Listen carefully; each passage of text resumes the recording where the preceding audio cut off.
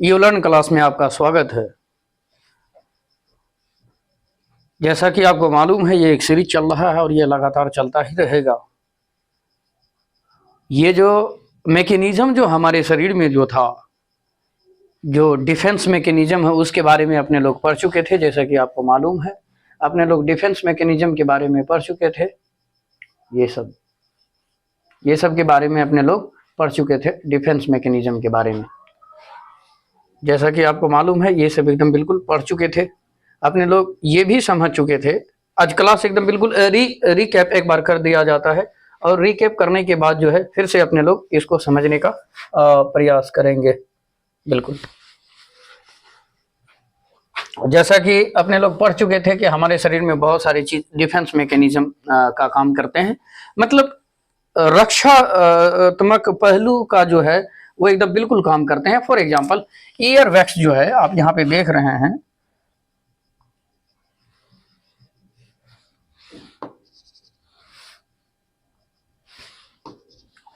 Ear wax क्या करता है, ये भी डिफेंस मैकेनिज्म का काम करता है कि अगर कोई भी चीज होता है, जैसे कि अपने लोग समझ रहे हैं कि जो हमारे कान में जो एकदम बिल्कुल मैल सा जमा रहता है, उसी को हम वैक्स कह देते हैं अंग्रेजी में। ये ईयर वैक्स का मतलब हुआ कि कान का मैल हुआ है, कान का मैल होता है। इसको अपने लोग पढ़ चुके थे। दूसरी बात है कि अपने लोग आंख में जो आंसू बहता है, उसमें भी एक लाइसोजाइम होता है जो डिफेंस मैकेनिज्म का काम करता है। अपने लोग इनके बारे में पढ़ चुके थे।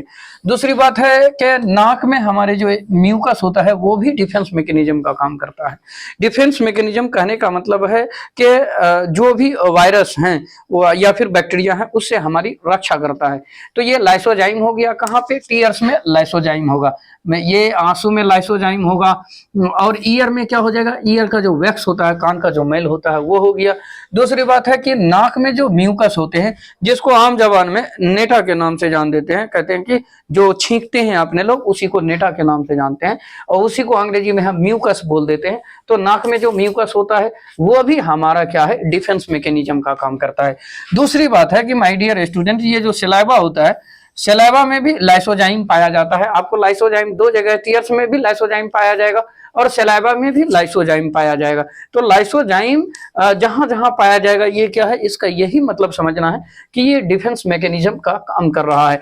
दूसरी बात है कि माय डियर स्टूडेंट्स, आप देखिएगा, अपने लोग कभी कभी नाक से तो म्यूकस निकल ही रहा है, कभी कभी अपने लोग जब खखार करते हैं, बिल्कुल खखार करते हैं, तो उसमें भी म्यूकस होता है। तो म्यूकस भी जहां जहां होगा, वो भी डिफेंस मैकेनिज्म का काम करेगा। आप बिल्कुल यूं कहें कि अगर डिफेंस मैकेनिज्म की बात करें,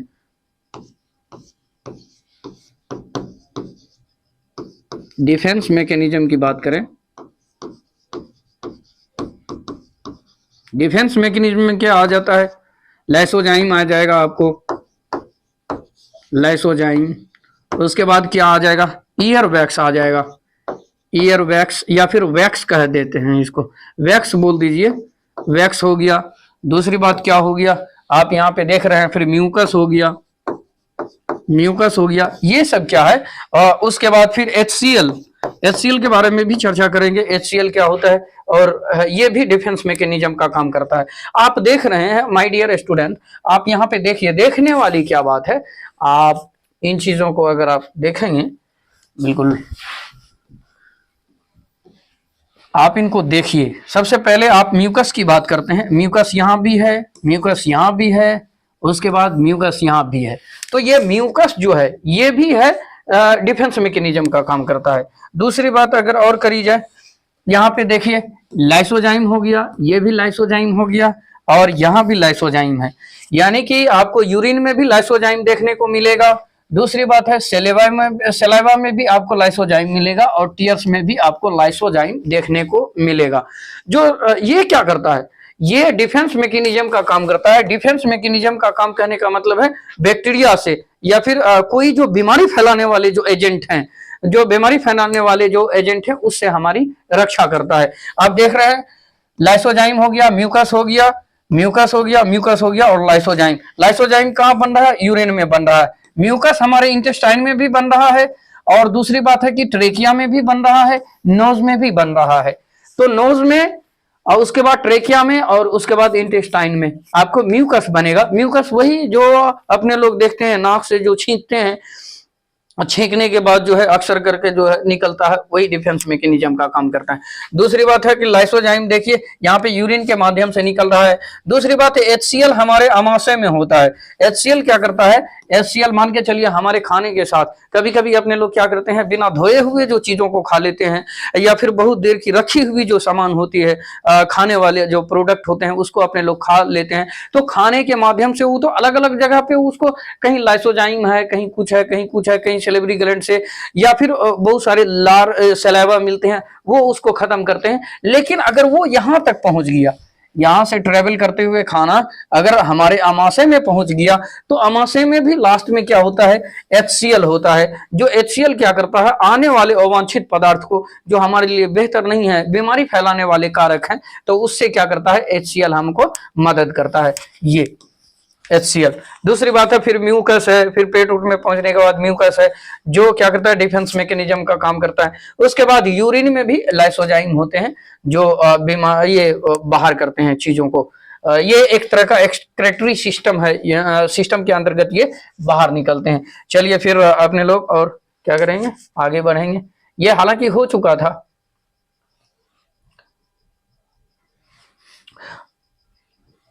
अपने लोग ये भी जान लिए थे कि जो है व्हाइट ब्लड सेल्स, इसमें भी व्हाइट ब्लड सेल्स में जो न्यूट्रोफिल होते हैं, जो न्यूट्रोफिल होते हैं वो भी क्या करते हैं, हमको जो है वो डिफेंस मैकेनिज्म का काम करते हैं। न्यूट्रोफिल क्या करता है, इनगल्फ करता है बैक्टीरिया को, यानी बैक्टीरिया को खाने का काम करता है, और उसके बाद क्या हो गया, बैक्टीरिया को डिस्ट्रॉय भी करने का काम करता है। दूसरी बात है कि कुछ ऐसे केमिकल को बनाते हैं जो बैक्टीरिया को नष्ट करता है, ये न्यूट्रोफिल हो गया। दूसरा हो गया बेसोफिल। बेसोफिल क्या करता है, स्टिमुलेट्स करता है व्हाइट ब्लड सेल्स को। स्टिमुलेट्स करने का मतलब उत्प्रेरित, यानी उकसाना, उकसाना बोल देते हैं। ये बेसोफिल क्या करता है, ये स्टिमुलेट्स करता है व्हाइट ब्लड सेल्स को, तुम निकलो और डिफेंस मैकेनिज्म का काम करो। और आप देखिए यहाँ पे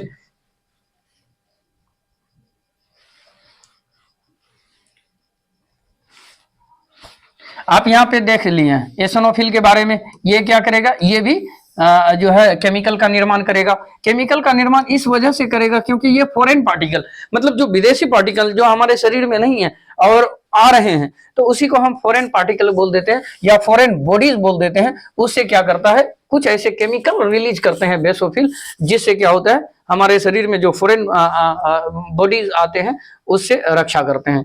दूसरी बात है कि अपने लोग मोनोसाइट के बारे में जान लेते हैं। मोनोसाइट क्या करता है, इनगल्फ करता है बैक्टीरिया को या फिर डिस्ट्रॉय करता है जर्म्स को। आप ये देख रहे हैं कीटाणु को मारने का काम करेगा या फिर खाने का काम करेगा, ये कौन करेगा, ये मोनोसाइट करेगा। उसके बाद लिम्फोसाइट के बारे में आप तो जानते ही हैं, अलग अलग तरह के लिम्फोसाइट होते हैं। टी लिम्फोसाइट उसमें एक नाम है। ये क्या करता है, आइडेंटिफाइज करता है कि ये शरीर को फायदा नहीं पहुंचाने का काम कर रहा, ये किसी भी जर्म्स को, जो जर्म्स होते हैं, जो कीटाणु होते हैं, उसकी ये क्या करता है, लिम्फोसाइट पहचान करके उसको डिस्ट्रॉय करने का काम करता है कि ये फॉरेन जर्म्स है, इसको मारने का काम किया जाए। या फिर फॉरेन बॉडी है, ये हमारे मतलब क्या बॉडी का नहीं है, ये दूसरे जगह का है, और ये क्या करेगा, आइडेंटिफाई करता है कि ये बीमारी फैलाने का काम करेगा। इस वजह से इसको क्या करो, आइडेंटिफाई करो, और आइडेंटिफाई करने के बाद क्या करो, डिस्ट्रॉय करो। माय डियर स्टूडेंट, देखिए ये मैं हिंदी में भी कंटेंट ले सकता था, अंग्रेजी में लेने का ये मतलब हुआ कि आप अंग्रेजी जब भी देखेंगे तो आपका कंसंट्रेशन यहां से दूसरे जगह जाएगा ही नहीं। क्यों नहीं जाएगा कंसंट्रेशन इस वजह से दूसरे जगह नहीं जाएगा कि अगर आप एकदम बिल्कुल सच्ची में पढ़ने वाले हैं तो आप इसको देखिएगा और इसके वर्ड पे एकदम बिल्कुल गौर कीजिएगा कि आखिर इनगल्फ का क्या मतलब होता है, डिस्ट्रॉय का मतलब क्या होता है, और इन्हीं चीजों में आपको चीजें याद हो जाएगी। तो इस वजह से ये लेने का मतलब हुआ। दूसरी बात है, बोल तो रहे हैं, पढ़ा तो रहे हैं इंग्लिश में ही, मतलब कि अंग्रेजी में कंटेंट है, हिंदी में मैं उनको समझाने का काम कर रहा हूं। चलिए अब आगे बढ़ते हैं।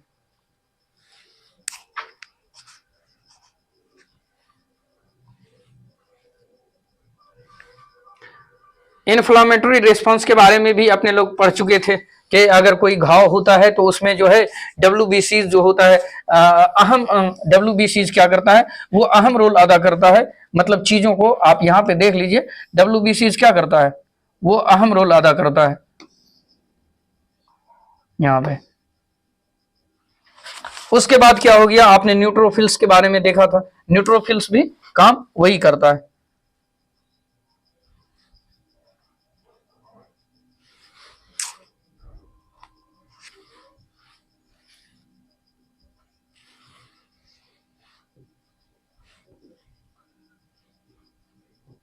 ये सब क्लास में पढ़ा चुके थे। अब अपने लोग फेगोसाइट्स के बारे में थोड़ा सा चर्चा कर लेते हैं। फेगोसाइट्स के बारे में, फेगोसाइट्स क्या होता है। अब फेगोसाइट्स क्या होता है ये देखिए। सबसे पहले phagocytosis is the process of engulfing and destroying of germs. Phagocytosis क्या होता है, एक ऐसा प्रोसेस होता है जिसमें क्या करता है, जर्म्स को खाने का काम करता है, जर्म्स को खाने का काम करता है। दूसरी बात यह है कि जर्म्स को क्या करेगा, जर्म्स को क्या करेगा, डिस्ट्रॉय करने का काम करेगा। सबसे पहले फेगोसाइटोसिस उस प्रक्रिया को कहते हैं, हिंदी में भी लिख दूं अगर लिखना चाहें तो। देखिए फेगोसाइटोसिस, फेगो या फिर वैसी प्रक्रिया, वैसी प्रक्रिया जिसमें कीटाणु को, थोड़ा कीटाणु को खाने तथा उसको खत्म करने का या नष्ट करने का, वैसी प्रक्रिया जिसमें कीटाणु को खाने तथा उसको नष्ट किया जाए,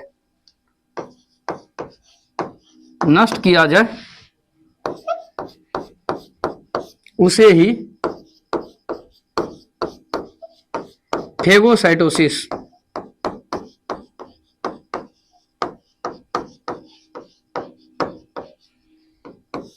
कहते हैं। आशा करते हैं कि ये चीजें आपको समझ में आ गई होगी। ये क्या करेगा फेगोसाइटोसिस, फेगो का मतलब ही क्या होता है, इनगल्फ होता है, और साइट का क्या मतलब होता है, सेल होता है। साइटो का मतलब या फिर साइटी का मतलब सेल होता है। फेगोसाइटी, फेगोसाइट या फिर यहाँ पे आप देखिए साइटी है, आप इसको साइटी मतलब सेल पढ़ लीजिए, और फेगो का मतलब होता है engulf. The white blood cells namely monocytes and neutrophils are phagocytes. White blood cells में ही उसको क्या नाम, मोनोसाइट्स और न्यूट्रोफिल्स के नाम से जान देते हैं। दोनों को कंबाइंड तौर पे अपने लोग फेगोसाइट्स बोल देते हैं। माय डियर स्टूडेंट्स, जैसा कि आप यहाँ पे देखने का काम कीजिए एकदम बिल्कुल, यहाँ पे आप समझिए। देखिए ये मान के चलिए एक सेल है, ये एक तरह का सेल है, और ये सेल है, सेल में क्या होगा, कोई पैथोजन, पैथोजन किसको कहते हैं, बीमारी फैलाने वाले कोई कारक को या फिर एजेंट को, बीमारी फैलाने वाले एजेंट को अपने लोग पैथोजन बोल देते हैं।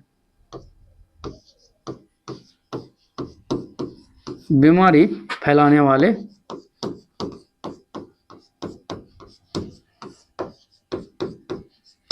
कारक, बीमारी फैलाने वाले कारक को अपने लोग पैथोजन के नाम से जानते हैं।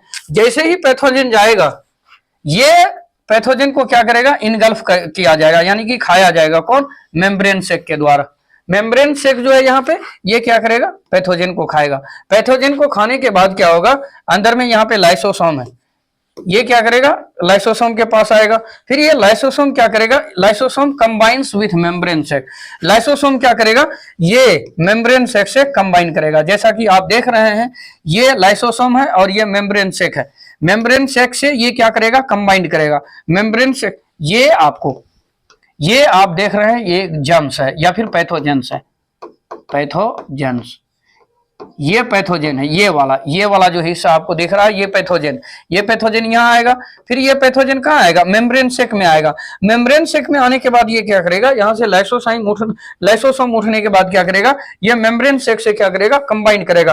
कंबाइंड करने के बाद ये लाइसोसोम जैसे ही कंबाइंड करेगा, उसके बाद पैथोजन जो होगा डीजेनरेट होगा, degenerated and destroyed by the enzymes in lysosome. उसके बाद लाइसोसोम में जो एंजाइम्स निकलते हैं उसके द्वारा जो है, उसके माध्यम से ये खत्म हो जाएगा। तो आशा करते हैं कि ये चीज समझ में आ गई होगी।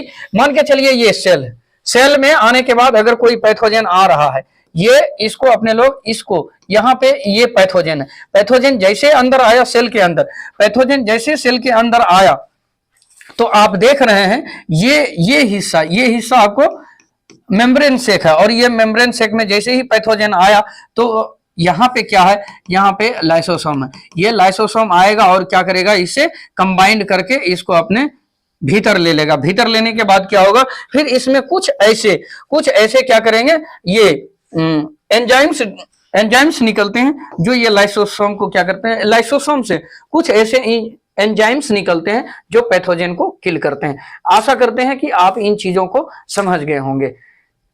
एक बार रिकैप फिर से कर देता हूं। मान के चलिए एक सेल है, सेल में कोई पैथोजन इंटर किया, इंटर करने के बाद क्या होगा, ये मेम्ब्रेन सेक में जाएगा, मेम्ब्रेन सेक में जाने के बाद क्या करेगा, यहाँ पे लाइसोसोम होते हैं। आप जानते हैं कि सेल में क्या होते हैं, लाइसोसोम होते हैं। लाइसोसोम्स को ही आत्महत्या की थैली कहा जाता है, लाइसोसोम को ही क्या कहा जाता है, आत्महत्या की थैली कहा जाता है। और लाइसोसोम से ही डिफेंस मैकेनिज्म निकलते हैं जिसको हम एंजाइम कहते हैं। ये एंजाइम क्या करेगा, ये पैथोजन को किल करने का काम करेगा। आशा करते हैं कि बिल्कुल समझ में आ गया होगा। आप सेल का इतना बड़ा चैप्टर देख रहे हैं और पैथोजन किस तरह से अंदर आता है हमारे शरीर में और किस तरह से डिस्ट्रॉय होता है, आशा करते हैं कि आपको ये बिल्कुल क्लियर हो गई होगी। चलिए अब आगे बढ़ते हैं।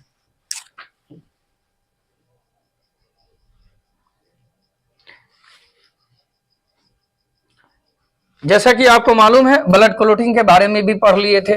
जब कोई टिश्यू या फिर platelets at the site of wound degenerate to form the enzymes called thromboplastin, जब कोई साइट होता है या फिर टिश्यू होता है, वो घाव होता है, डीजेनरेट होता है, तो उसमें से एक एंजाइम निकलते हैं जिसको क्या बोलते हैं, थ्रोम्बोप्लास्टिन बोलते हैं। ये प्रोथ्रोम्बिन इन प्लाज्मा, थ्रोम्बोप्लास्टिन से मिलकर फिर कैल्शियम और विटामिन से मिलके क्या बनेगा, थ्रोम्बिन बोलेगा। इसलिए अपने लोग विटामिन के को क्या बोलते हैं, रक्त जमाने का या थक्का।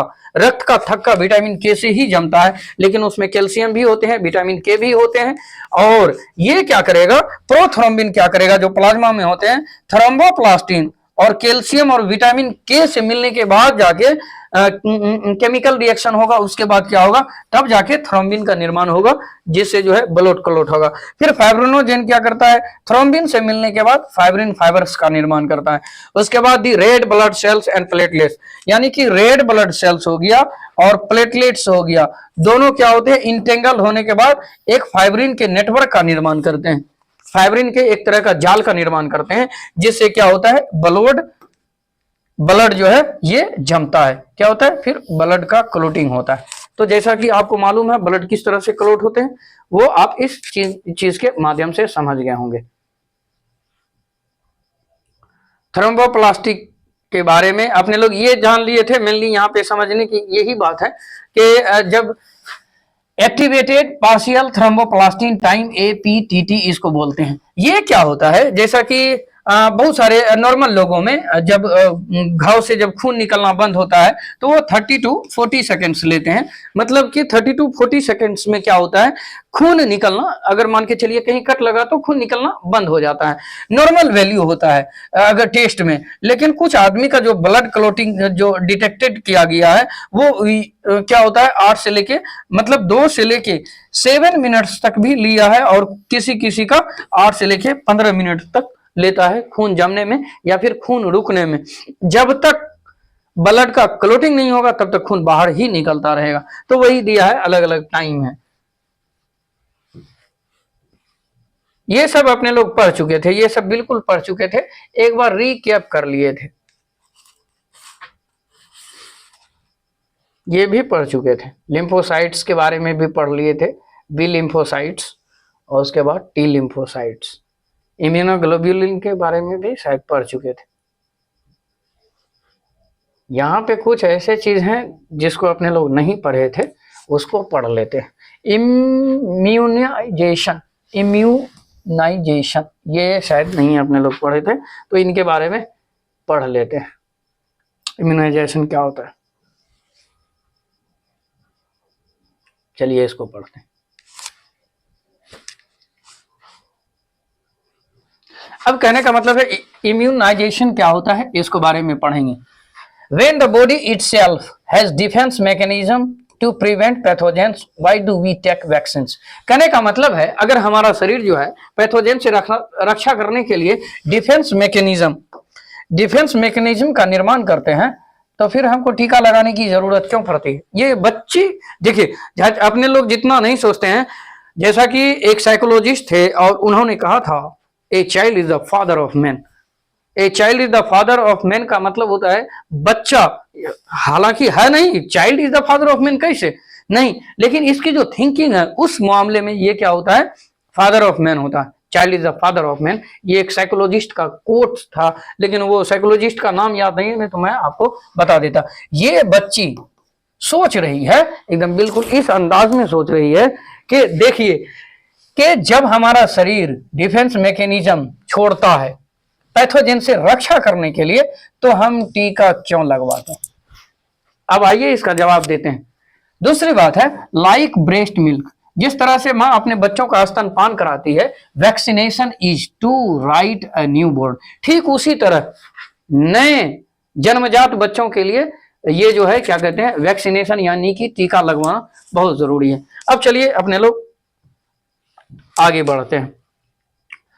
एकदम बिल्कुल सबसे पहले बच्ची का एकदम पढ़ेंगे वो, note the doubt of the child who observe the poster. ये बच्ची का जो था ये सोच रही थी कि अगर हमारा शरीर जो है सेल्फ डिफेंस या सेल्फ मैकेनिज्म को रिलीज करता है, तो फिर हम टीका क्यों लगवाते हैं। व्हाट इज वैक्सीनेशन, सबसे पहले वैक्सीनेशन को भी समझेंगे। Analyse the descriptions given below and prepare notes in the science diary. Science diary रखिए और साइंस डायरी में जो भी चीज आपको अगर क्वेश्चन आ रहा है तो क्वेश्चन बनाइए, या फिर कोई ऐसे सवाल जो आपको उलझा रहे हैं बार बार, तो साइंस डायरी में नोट कीजिए और अपने जो टीचर हैं उनसे आप पूछिए। Defence mechanism become slow when germs inter the body. कहने का मतलब है ठीक है जर्म्स मैकेनिज्म का निर्माण करता है हमारा बॉडी, लेकिन जैसे ही कोई पैथोजन या फिर कोई जर्म हमारे बॉडी में प्रवेश करता है, तो डिफेंस मैकेनिज्म क्या होता है, स्लो हो जाता है। क्या हो जाता है, काम करना धीरे धीरे करने लगता है। This cause the spread and multiplication of germ. अब जैसे कि मान के चलिए कि जैसे ही डिफेंस मैकेनिज्म ठीक है हमारे शरीर में है, डिफेंस मैकेनिज्म जो है स्लो तब होता है जब हमारे शरीर में कोई जर्म्स वो अंदर जाता है, तो ये क्या करता है, कमजोर हुआ। अगर किसी देश की सेना कमजोर होती है तो उस पे क्या होता है, दूसरे देश की सेना जो है धावा बोल देती है। तो अब वो क्या करेगा, जर्म्स क्या करेगा, मल्टीप्लिकेशन करेगा। मल्टीप्लिकेशन का मतलब है द्विगुणन, मतलब अगर उसकी संख्या 2 है तो 4 होगा, 4 है तो 8 होगा, 8 है तो 16 होगा। इस तरह से वो क्या करता है, जर्म्स जो होता है मल्टीप्लिकेट करने लगता है। Immunisation is the artificial method to make the defence cells alert against the attack of pathogen. ये इम्यूनाइजेशन क्या होता है, इम्यूनाइजेशन जो होता है कि ठीक है अगर हमारा ये डिफेंस मैकेनिज्म कमजोर हो गया है तो हम क्या करते हैं, मतलब कि पैथोजेंस को अटैक करने के लिए एक आर्टिफिशियल मेथड का प्रयोग करते हैं कि ताकि हमारे शरीर में, मान के चलिए ठीक है हमारा शरीर है, हमारे शरीर में डिफेंस मैकेनिज्म है। डिफेंस मैकेनिज्म तब कमजोर होता है जब कोई पैथोजेंस या फिर जर्म हमारे शरीर में प्रवेश करता है। प्रवेश करने के बाद क्या होता है, स्लो हो जाता है। स्लो होने, डिफेंस मैकेनिज्म स्लो होता है यानी काम करता है लेकिन धीरे धीरे करता है। लेकिन हम लोग क्या करते हैं उसको, तब ये क्या करता है, जर्म्स क्या करता है, जैसे ही हमारे शरीर में हमारे जो क्या कहते हैं रक्षा करते हैं हमारे शरीर की जो, तो वो क्या करते हैं जब कमजोर होंगे तो उसमें प्रवेश करने के बाद जो जर्म्स क्या होता है, मल्टीप्लिकेशन की क्रिया को करते हैं। क्या करते हैं, मल्टीप्लिकेशन की क्रिया को करते हैं। जैसे ही मल्टीप्लिकेशन हुआ, अपने नंबर को बढ़ाना शुरू किया, तब हम लोग क्या करते हैं, इम्यूनाइजेशन करते हैं। इम्यूनाइजेशन के बदले क्या होता है, हमारे शरीर में जो डिफेंस मैकेनिज्म थे उसको मजबूत करने के लिए ये डिफेंस मैकेनिज्म अलग से दिया जाता है, ये आर्टिफिशियल मेथड के द्वारा। इसी को हम क्या कहते हैं, इम्यूनाइजेशन। इम्यूनाइजेशन क्या होगा, जब हमारे शरीर में डिफेंस मैकेनिज्म कमजोर पड़ जाएंगे तो उसको मजबूती प्रदान करने के लिए इम्यूनाइजेशन प्रोसेस जो आर्टिफिशियल मेथड है उसको डाला जाता है। दूसरी बात है, vaccines are the substance use for artificial immunisation.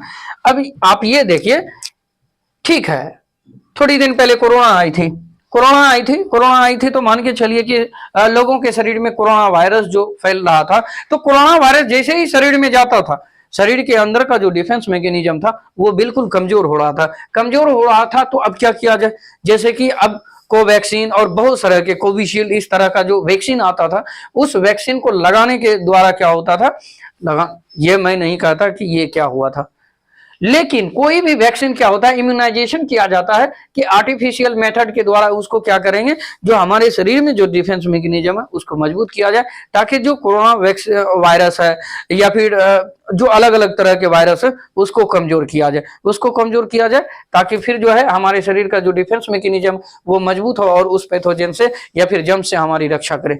चलिए आगे करते हैं। वैक्सीन क्या होता है? वैक्सीन आर दी सब्सटेंस, मतलब वैक्सीन क्या होता है, एक आर्टिफिशियल पदार्थ होता है, इम्यूनाइजेशन होता है, एक पदार्थ होता है। वैक्सीन क्या होता है? एक आर्टिफिशियल इम्यूनाइजेशन पदार्थ होता है।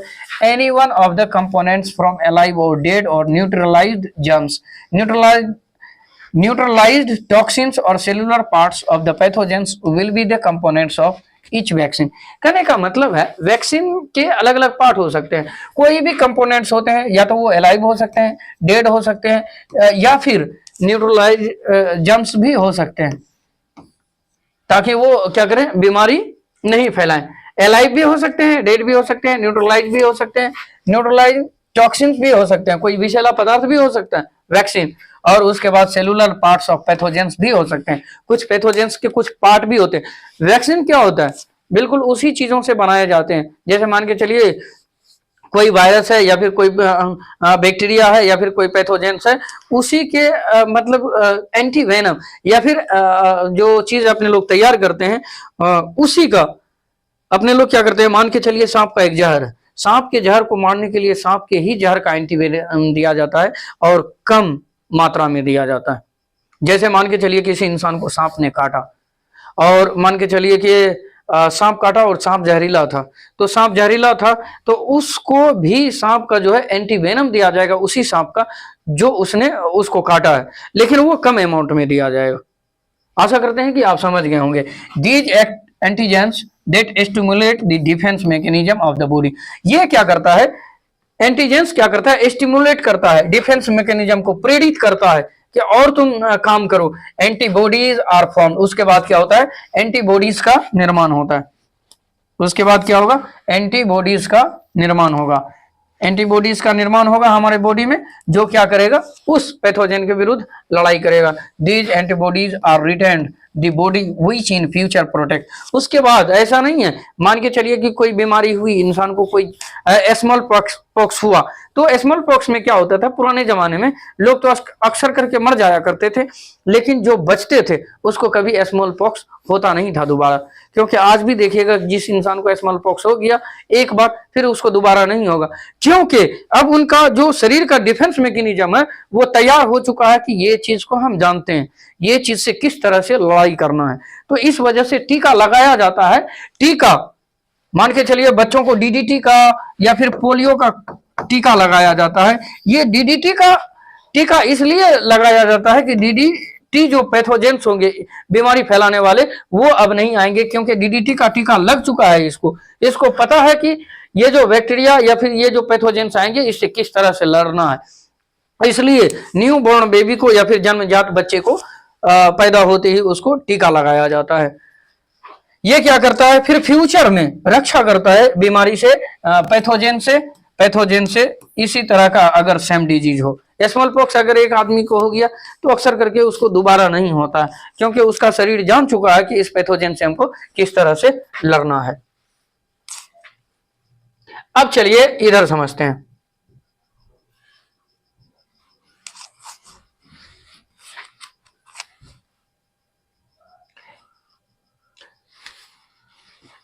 एडवर्ड जेनर के बारे में तो आप जानते ही हैं। एडवर्ड जेनर जो है, ये आपको साहब एडवर्ड जेनर ये एडवर्ड जेनर साहब है।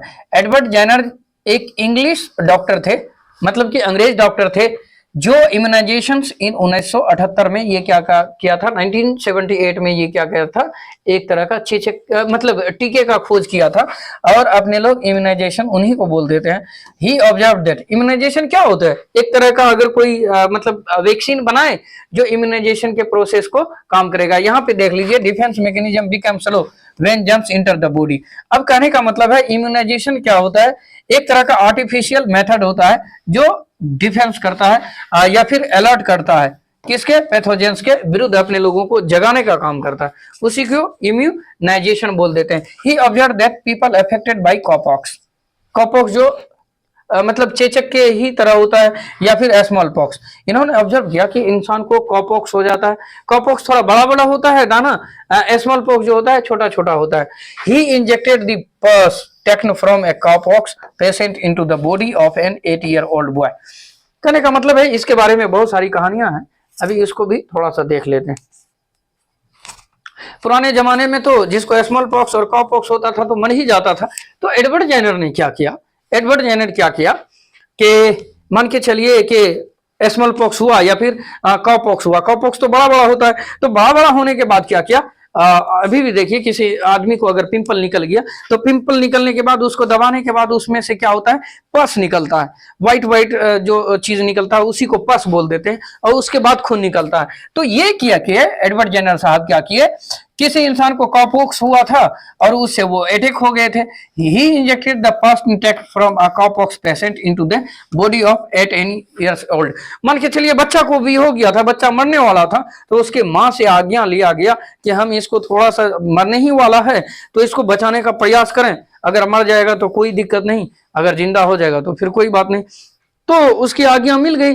तो ये क्या किया, दूसरे इंसान के शरीर से क्या किया, पस लिया, जिसको कॉपॉक्स हुआ था, पस उससे लेने के बाद क्या किया, 8 ईयर के छोटे बच्चे के शरीर में उसी पस को इंजेक्ट किया। इंजेक्ट करने के बाद क्या होगा, the boy was affected by कॉपॉक्स and recovered.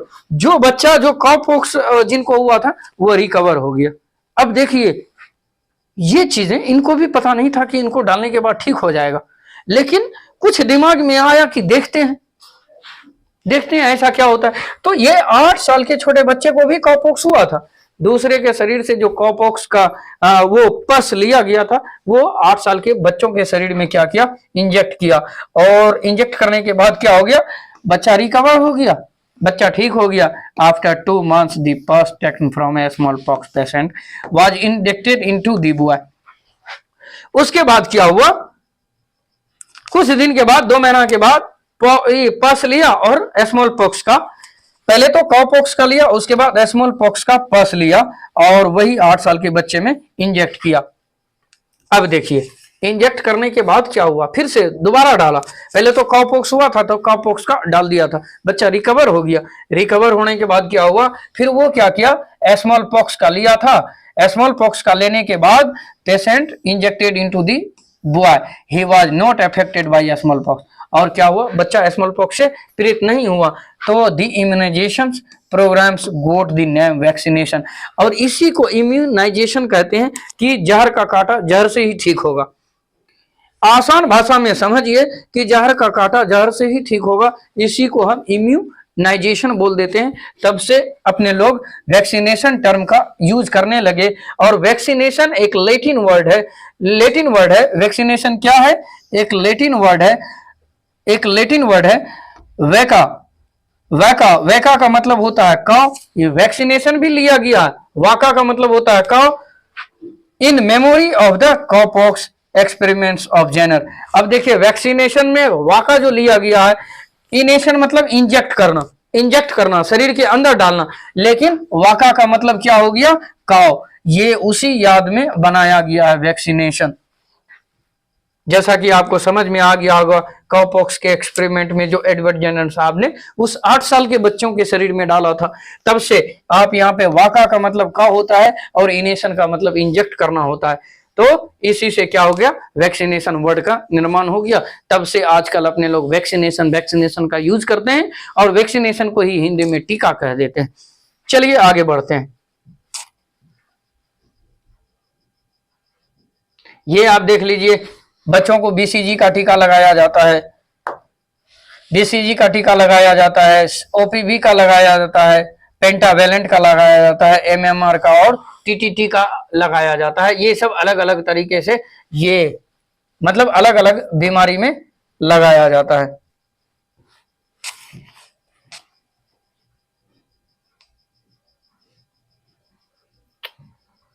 थोड़ा सा एक टर्मिनोलॉजी और है, इसको समझ लेते हैं। आप यहाँ पे देख लीजिए, Ayurveda is a famous method of treatment that has emerge from India. ये आयुर्वेद का आविष्कार भी इंडिया में ही हुआ था, इमर्ज हुआ था। It is inevitable to live in harmony with nature of maintain an efficient and healthy body. कहने का मतलब है इससे क्या होता है, नो साइड इफेक्ट होता है और शरीर स्वस्थ रहता है। आयुर्वेदा में क्या होता है, प्लांट का प्रयोग किया जाता है, एनिमल का प्रयोग किया जाता है या एनिमल प्रोडक्ट का प्रयोग किया जाता है मेडिसिन के तौर पे। ऐसा नहीं है कि आयुर्वेदा में एनिमल प्रोडक्ट का प्रयोग नहीं होगा, एनिमल प्रोडक्ट का भी प्रयोग होगा, प्लांट का भी प्रयोग होगा। ऐसा ये नहीं कह सकते कि आयुर्वेद जो है एकदम बिल्कुल शुद्ध शाकाहारी है। चलिए आगे बढ़ते हैं।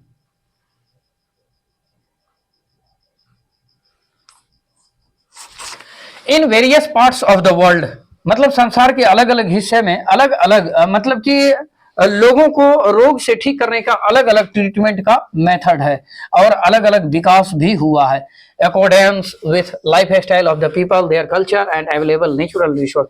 कहने का मतलब है अलग अलग देशों में अलग अलग बीमारी के लिए मतलब अलग अलग तरह के ट्रीटमेंट मतलब उपलब्ध है। और ये उपलब्ध इस वजह से हो गया कि वहाँ का नेचुरल रिसोर्स कैसा है, वहाँ पे सामान किस तरह का अवेलेबल है, वहाँ का कल्चर कैसा है, वहाँ के लोग कैसे हैं, वहाँ का लाइफ स्टाइल कैसा है। इसी आधार पे जो है ट्रीटमेंट का विकास होता है अलग अलग जगहों पे अलग अलग। जैसे कि आप यहाँ पे देख लीजिए, सिद्धा, वैद्या, पंचकर्मा, उसके बाद यूनानी हो गया, न्यूट्रोपैथी हो गया, न्यूट्रोपैथी जिसको होम्योपैथी, न्यूट्रोपैथी, यूनानी को अपने लोग होम्योपैथी बोल देते हैं। ये अलग अलग तरीके का है। पंचकर्मा, सिद्धा, वैद्या और उसके बाद अलग अलग तरह के तो आज आगे होम्योपैथी, एलोपैथी, न्यूट्रोपैथी, यूनानी, ये सब ट्रेडिशनल ट्रीटमेंट मेथड हैं जो मतलब विकास हुआ है। Homeopathy is the method of treatment proposed by the German doctor थे। होम्योपैथी का कौन थे, सैमुअल हैनीमैन थे, जिसके वजह से क्या हुआ, ये होम्योपैथी के जनक इसी को कहा जाता है। उसके बाद Hippocrates paved the way for modern medicine to he begin a treatment system that discarded superstitious beliefs and emphasize only pathogens diagnosis and medicines। मतलब ये कहने का मतलब अंधविश्वास को दूर करना चाह रहे थे। ये कौन थे, ये जो हिप्पोक्रेटस थे। हिप्पोक्रेटस जो है ये सब दवाई का जो डायग्नोसिस का या फिर मेडिसिन का प्रयोग किया कि ये सब मतलब पैथोजेंस के द्वारा होता है और ये कोई अंधविश्वास नहीं है। मतलब बहुत सारे पुराने जमाने में आपसे चलिए तो लोग अंधविश्वास थे, भूत प्रेत को मानते थे, लेकिन जैसे ही हिप्पोक्रेटस जो आए तो उन्होंने दवाई निकाला, डायग्नोसिस किया कि ये पैथोजेंस के द्वारा होता है। पहले तो पैथोजेंस की पहचान की, उसके बाद डायग्नोसिस किया, फिर उन मेडिसिन को चलाया। आप ये देख रहे हैं, ये डायग्नोसिस इक्विपमेंट है, ये भी देख रहे हैं, ये बीपी मापने का है, ये टेम्परेचर मापने का, ये हार्ट बीट चेक करने का है। आप यहाँ पे देख लीजिए अलग अलग तरह के इक्विपमेंट होते हैं, अलग अलग तरह के क्या होते हैं, इक्विपमेंट होते हैं। जैसे आप यहाँ पे देखिए अलग अलग तरह का है, आप और आपको इसका नाम ही दिखा देते हैं। ये ईईजी जो होता है, इलेक्ट्रोएन्सेफेलोग्राम, क्या होता है इसका, ईईजी का फुल फॉर्म होता है इलेक्ट्रोएन्सेफेलोग्राम। ये क्या करता है, इलेक्ट्रिक वेव्स ब्रेन का जो है ये रिकॉर्ड करता है। ईईजी क्या करता है, हमारे मतलब जो ब्रेन में इलेक्ट्रिक वेव होता है उसको ये रिकॉर्ड करने का काम करता है। दूसरी बात है कि ईसीजी होता है, ईसीजी का फुल फॉर्म हो गया इलेक्ट्रोकार्डियोग्राम। इलेक्ट्रोकार्डियोग्राम क्या होता है, ये रिकॉर्ड करता है इलेक्ट्रिक वेव्स को जो हमारे हार्ट का जो मसल्स होता है ये रिलेटेड, ईसीजी रिलेटेड है हमारे हार्ट से रिलेटेड है और ईईजी रिलेटेड है कि ब्रेन से रिलेटेड है। ईईजी का प्रयोग हम लोग ब्रेन के इलेक्ट्रिक वेव को मापने के लिए करते हैं, और ईसीजी का प्रयोग जो करते हैं हम लोग हार्ट मसल्स के वेव्स को मापने के लिए करते हैं। उसके बाद अल्ट्रासाउंड स्कैनर जो होता है, अल्ट्रासाउंड स्कैनर क्या करता है, ये इंटरनल ऑर्गन्स का जो भी स्ट्रक्चर होता है और साउंड वेव्स होता है उसको कैप्चर करने का काम करता है। दूसरी बात हो गई सीटी स्कैनर। क्या होता है सीटी स्कैनर का फुल फॉर्म हो गया कंप्यूटेड टोमोग्राफी स्कैनर। सीटी स्कैनर का क्या मतलब होता है, कंप्यूटेड टोमोग्राफी स्कैनर। सीटी स्कैनर का फुल फॉर्म क्या है, कंप्यूटेड टोमोग्राफी स्कैनर। ये क्या करता है, three dimensional visual external organs करता है। मान के चलिए ये अल्ट्रासाउंड क्या करता है, ये 2D दिखाता है, लेकिन ये क्या करता है सीटी स्कैनर, ये 3D लेता है। मतलब तीन तरह से आपको लंबाई चौड़ाई ऊंचाई ये दिखाएगा। मतलब जो क्या करते हैं हमारे शरीर के जो अंदर होते हैं, ये क्या करता है कंप्यूटर एक्सरे का जो अपने लोग मतलब हेल्प करता है कंप्यूटर में। एक मिनट, हाँ, एक्सरे टाइप का ही होता है सीटी स्कैनर, लेकिन ये 3 डायमेंशनल विजुअलिटी प्रदान करता है। उसके बाद हो गया एमआरआई स्कैनर। एमआरआई को बोलते हैं मैग्नेटिक रेजोनेंस इमेजिंग स्कैनर। ये मतलब रेजोनेंस का काम करता है, सीधा समझिए ना कि इको टाइप में कि हमने किसी चीज को भेजा या लाइट को भेजा फिर वो लाइट आएगा, तो ये भी क्या करता है 3 डायमेंशनल विजुअल प्रदान करता है आंतरिक अंग का, ये एमआरआई स्कैनर। चलिए फिर आगे बढ़ते हैं, अगर देख लेते हैं इसमें कुछ है तो। यहाँ पे ब्लड का रिपोर्ट इस तरह से तैयार किया जाता है। नॉर्मल ब्लड के बारे में अपने लोग अगर जान लेते हैं, हीमोग्लोबिन जो होता है किसी इंसान के शरीर में हीमोग्लोबिन की जो मात्रा होगी 12.2 ग्राम पर 100 ml में होता है। ये क्या होता है, अगर 100 ml लिए हम खून, 100 ml खून में 12.2 ग्राम जो होता है हेमोग्लोबिन होती है। और नॉर्मल वैल्यू क्या होगा, 12 से 17 ग्राम होगा, लेकिन वैल्यू क्या होगा 12.2 ग्राम 100 ml में होगा। 100 ml अगर किसी इंसान का खून लिए हैं तो उसमें हेमोग्लोबिन की मात्रा कितनी होगी, 12 से लेके 17 ग्राम तक होगी 100 ml खून में। 100 ml खून में कितनी होगी हेमोग्लोबिन की मात्रा, 12 से लेके 17। ये नॉर्मल वैल्यू हो गया। उसके बाद क्या हो गया, इतना रहना चाहिए। उसके बाद क्या कहते हैं, अगर हम 200 ml खून ली, 82 ml ये ब्लड लिए, 82 ml ब्लड लिए, तो इसमें क्या 5000 से लेके 10,000 जो है पर ml मान के चलिए खून लिए कितना 1 ml खून लिए, तो 1 ml खून में कितना होता है 5000 से लेके 10,000 तक जो होता है ये व्हाइट ब्लड होते हैं। 1 ml खून लिए तो 1 ml खून में कितना होगा WBC 5000 से लेके 10,000 तक होगा। अगर अपने लोग 1 ml अपने लोग ब्लड लिए तो उसमें आरबीसी कितना होगा 45 लाख से लेके 60 लाख तक होगा। दूसरी बात है कि अगर हम 1 ml खून लिए तो उसमें लगभग 2.5 से लेके 3.5 लाख तक क्या होगा प्लेटलेट्स होगा। ये चीज एकदम बिल्कुल इंपॉर्टेंट है, उधर नॉर्मल वैल्यू है, इतना रहना चाहिए। अब देखते हैं, you know that laboratory test help in the diagnosis of disease. मतलब लेबोरेटरी में क्या होता है, रोगों की पहचान करी जाती है। यहाँ पे देख लिया कार्डियोलॉजी, न्यूरोलॉजी, ईएनटी मतलब कान विभाग का डॉक्टर है, ये इसमें क्या करते हैं मतलब आई हो गया,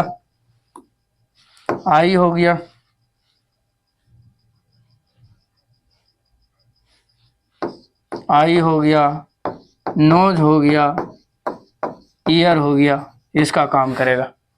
ये क्या करता है न्यूरोलॉजी क्या करेगा, ब्रेन को देखेगा या नर्वस सिस्टम को देखेगा, नर्व को देखेगा मेनली। चलिए अब आगे बढ़ते हैं।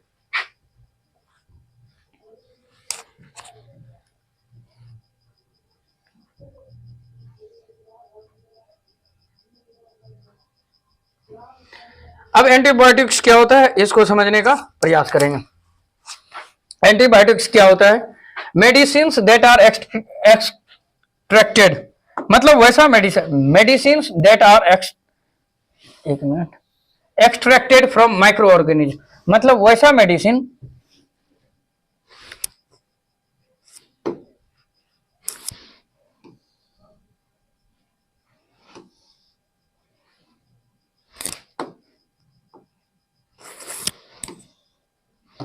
sorry, medicines that are extracted from microorganisms like bacteria, fungi etc. कहने का मतलब है कि वैसा औषधि, सीधा समझिए, मेडिसिन का मतलब वैसा मेडिसिन जो एक्सट्रैक्टेड का मतलब होता है निकाला जाता है, निकाला जाता है, निकाला जाता या निकालना, या फिर निकालना डाल दीजिए, निकालना। यहाँ पे एक्सट्रैक्टेड का मतलब यही होता है, निकालना। मतलब कि वैसी मेडिसिन जो माइक्रो ऑर्गेनिज्म से निकाले जाते हैं। माइक्रो ऑर्गेनिज्म में क्या आ गया? बैक्टीरिया हो गया, फंजाई आ गया, ये सब माइक्रो ऑर्गेनिज्म में आते हैं।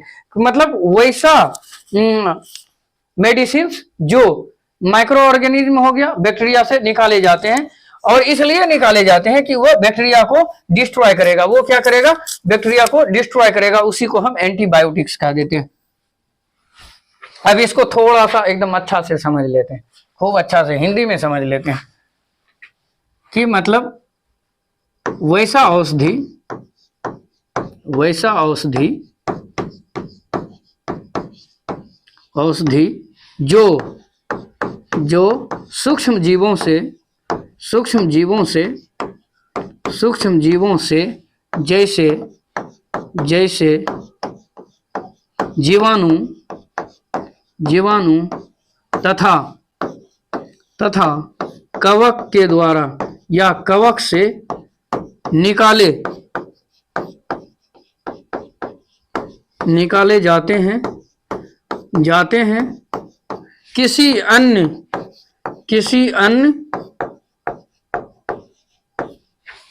अन्य जीवाणु को, किसी अन्य जीवाणु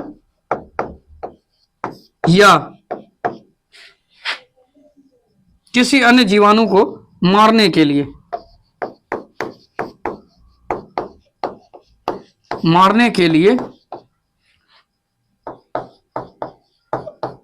उसे ही क्या नाम दे देते हैं अपने लोग? उसे एंटीबायोटिक्स कहते हैं।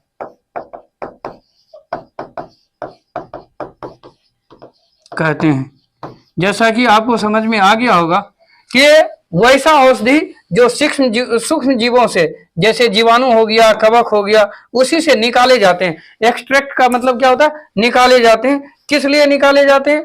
कि अन्य जीवाणु को हम मारें। उसी को क्या बोलते हैं? एंटीबायोटिक्स कह देते हैं। ये क्या करता है?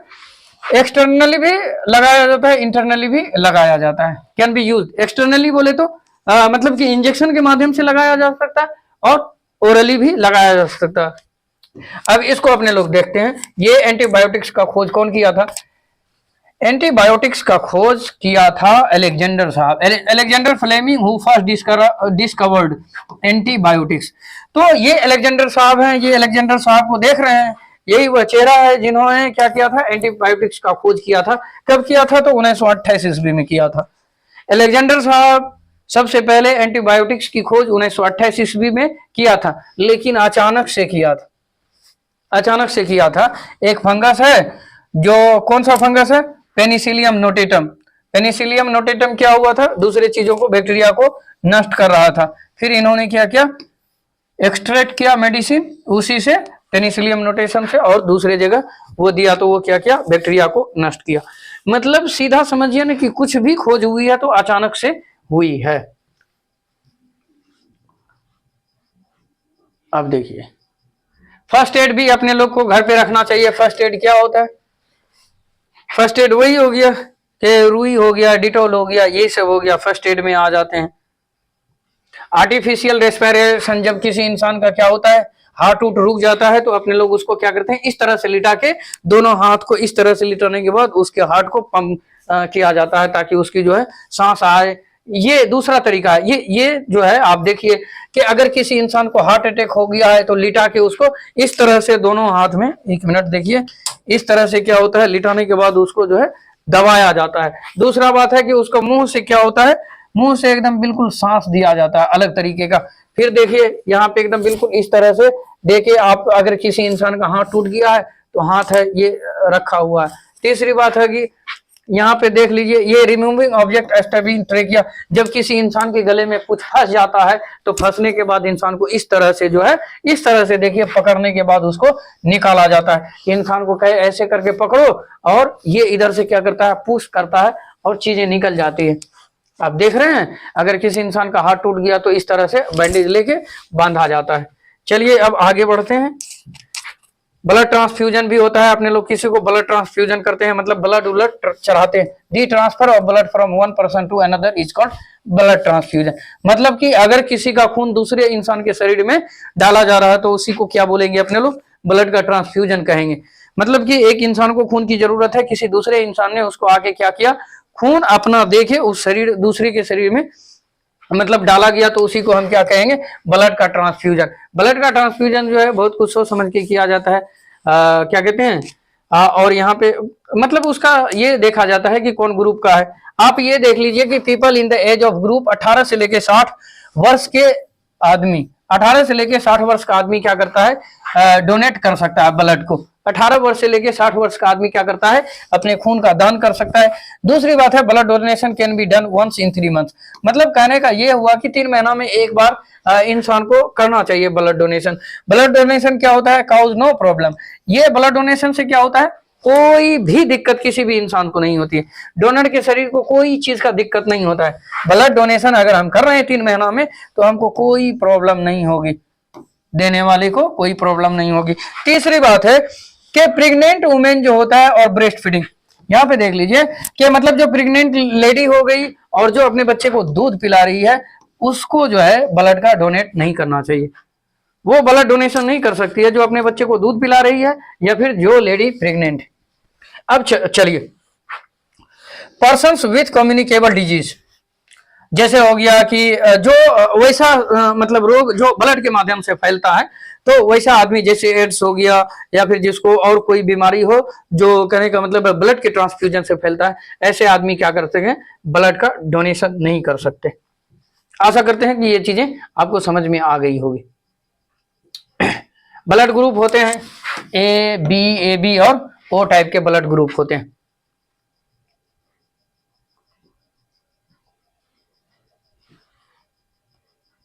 अब चलिए इसको थोड़ा सा समझ लेते हैं, जब आया है तो पढ़ ही लिया जाए। कहने का मतलब है the basic of blood grouping in the presence of antigen A and antigen B in red blood cell. कहने का मतलब है जब हम किसी भी ब्लड को ग्रुप करते हैं कि ये ब्लड ए ग्रुप है, ब्लड बी ग्रुप है, तो वो किस आधार पे करते हैं, रेड ब्लड सेल्स के आधार पे करते हैं। रेड ब्लड सेल्स के आरबीसी के आधार पे करते हैं। The blood group of person is named according to the antigen present in the person's blood. अब देखते हैं कि किस इंसान के शरीर में कैसा एंटीजन प्रेजेंट है, उस आधार पे अपने लोग क्या करते हैं, ब्लड ग्रुप की वो क्या करते हैं, नामकरण करते हैं A B C. In blood transfusion certain antibodies present in the blood plasma are special importance. कहने का मतलब है हमारे बॉडी में जो ब्लड होते हैं, ब्लड में क्या होते हैं, ब्लड प्लाज्मा मौजूद होते हैं, और उस ब्लड प्लाज्मा में क्या होते हैं, एंटीबॉडीज प्रेजेंट होते हैं। जैसे हो गया बहुत सारे आदमी का ब्लड ग्रुप ए हो सकता है और ए ब्लड ग्रुप होगा तो उसका एंटीबॉडी बी होगा, अगर किसी का बी है तो उसका एंटीबॉडी क्या हो जाएगा, ए होगा। तो इस तरह से जो है अपने लोग एंटीजेंस ए और बी की पहचान करते हैं। जब अपने लोग ब्लड के चैप्टर के बारे में पढ़ेंगे तो इसको पूरा फुल्ली डिटेल में स्टडी करेंगे। डिफेंस मैकेनिज्म इन प्लांट्स, बहुत सारे चीज हैं, बस इसको पढ़ के अपने लोग खत्म करेंगे। देखिए डिफेंस मैकेनिज्म जो होते हैं प्लांट में, कि एज एनिमल, जैसे ही जानवर या फिर मनुष्य के शरीर में डिफेंस मैकेनिज्म होता है, ठीक उसी तरह प्लांट में भी क्या होता है, डिफेंस मैकेनिज्म होता है। प्लांट्स में भी क्या होता है, डिफेंस मैकेनिज्म होता है। आप अगर इसको देखेंगे तो ये एक तरह का प्लांट है, और प्लांट में क्या क्या डिफेंस मैकेनिज्म होता है। डिफेंस मैकेनिज्म कहने का क्या मतलब हुआ, बीमारी से रक्षा करना। इसमें भी प्रेजेंट होते हैं क्या कहते हैं, वैक्स कवरिंग क्यूटिल। ऊपर में जब आप, जैसे कि आप अगर किसी अरबी के पत्ते को, या फिर अपने लोग आसान भाषा में गांव में बोलते हैं पेक्चा, तो वो अरबी हो गया या फिर पेक्चा हो गया, या फिर जैसे कि जो मतलब वैसे पौधे जो अक्सर करके पानी में पाए जाएंगे, पानी में या फिर किसी तालाब में पाए जाएंगे, तो उसके जो पत्ते पे आप देखिएगा, पानी बिल्कुल नहीं रहेगा। क्यों क्यों नहीं रहेगा? क्योंकि उस पे वैक्स कवरिंग क्यूटिल होता है और वो क्या करता है, जर्म्स को आने नहीं देता, पानी को भी नहीं आने देता, जर्म्स को भी नहीं आने देता है। दूसरी बात है कि यहाँ पे देख रहे हैं छाल होता है। छाल क्या बोलते हैं? जो किसी पेड़ के ऊपरी मतलब जो हिस्से काला काला हिस्से होते हैं उसी को अपने लोग छाल बोल देते हैं। वो क्या करता है, डायरेक्ट कांटेक्ट जो होता है पैथोजेंस को नहीं होने देता है अंदर से। तीसरी बात हो गई ये यहाँ पे आप सेल वॉल होते हैं, सेल वॉल भी जो है ये एक तरह का डिफेंस मैकेनिज्म है प्लांट्स का। ये क्या करता है, ये क्या करता है, वेल रेसिस्टेंट कोट लगा होता है इस पे सेल वॉल पे, और उसके बाद केमिकल सब्सटेंस जो होते हैं लिग्निन पाए जाते हैं, क्यूटिन, सबमेरिन, सुबेरिन, सुबेरिन, इस तरह से ये क्या करता है, रिजिडिटी प्रदान करता है सेल वॉल को। तो the germs that have crossed the cell wall are prevented from entering through the cell membrane by callose a polysaccharide form in the cell wall. उसके बाद क्या होता है, केलोज होता है और पॉलीसेकेराइड क्या होता है, सेल वॉल में प्रेजेंट होता है, जो क्या करता है, बीमारी से रक्षा करता है। किसका? प्लांट का। ये प्लांट का क्या है, डिफेंस मैकेनिज्म है। इस तरह से माय डियर स्टूडेंट, आशा करते हैं कि आपको क्लास अच्छी लगी होगी, और क्लास जब अच्छी लगी होगी तो आप इसको क्या कीजिए, लाइक करिए, शेयर कीजिए, सब्सक्राइब कीजिए। तो आशा करते हैं कि बिल्कुल इस तरह से आपको होता रहेगा क्लास, और इसके द्वारा क्या है कि आप फिर इस चैप्टर को जब आप फिर से पढ़ेंगे किसी और माध्यम से, सेल्फ स्टडी के द्वारा, तो मुझे नहीं लगता कि उसमें कोई समस्या रह जाएगी। तो माय डियर स्टूडेंट, आज की क्लास यहीं ख़त्म होती है, तो फिर मिलते हैं नेक्स्ट डे।